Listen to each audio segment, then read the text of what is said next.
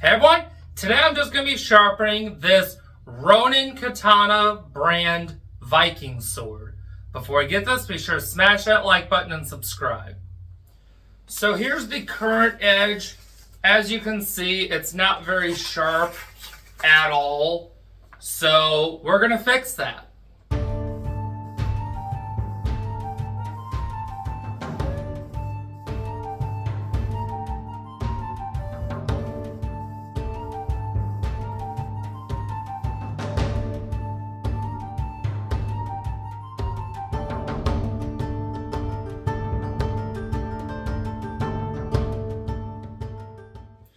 The sharpening is now done. This blade is now sharp. That's the one edge.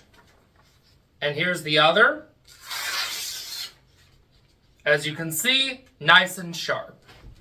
And this blade will now even shave hair. So that's it for today. If you have a Ronin Katana brand Viking sword, you can find out. Contact me at studentwarcustoms.com. The link will be in the description. The link to sharpening this particular sword will also be in the description, so definitely be sure to check it out. Thanks everyone for watching, and I'll see you next video.